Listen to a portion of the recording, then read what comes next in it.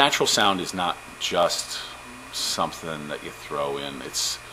It helps to bring the viewer to wherever the story's happening. And then Bob Dodson had a great line, which is that natural sound is kind of the punctuation of a story.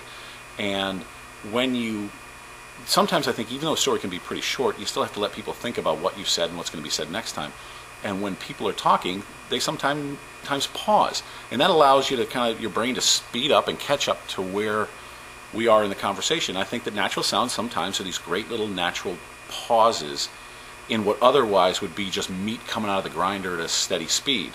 And when you break up the flow and the structure of a story with natural sound, it allows, I think, the viewer to catch up and to appreciate what you've just said and get them ready for what's coming up next. It may be something as simple as part of a busted water main going ka-thunk, ka-thunk in the back of a big aluminum-bodied pickup truck. But that just sort of it signals a break in what's going on, and hey, we're going to move on to something else. It's kind of just like pointing in a different direction for me. And I think that Lisa Bergman one time said that a good story, you should be able to snap your fingers to it. You should have a beat.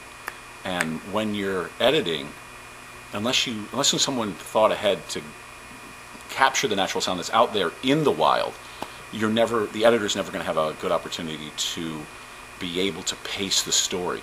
And if you look at the work of beginning journalists, oftentimes, like I said, it's just meat coming out of the grinder at a very steady speed. It's like watching an assembly line. Everything has the same pace, the same tone, the same intonation. It's just, and whenever you listen to someone who speaks in a monotone, and I think natural sound, besides helping to put you there and to let the viewer feel what it was like to be standing next to whatever was making that sound, be it a dump truck or a saw blade or a car door slamming or whatever, it helps to break up the piece and the pacing. And I think that's normal and natural, because like when I'm talking to you now, the stuff I'm excited about, I'm really, really going fast. And then when I want to stop and collect my thoughts, I slow down on my pacing, and that's natural.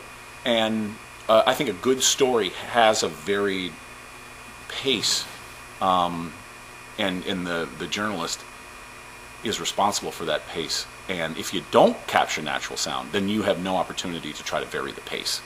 Whereas if you do capture the natural sound out in the wild, you then have the ability to decide, okay, is this appropriate for this point? It's not just gratuitous, and it's something which adds to the story and helps to either emphasize what you're talking about at the time, or it acts as a really good transition to say, okay, we're done with this part, bing, let's go to the next thing.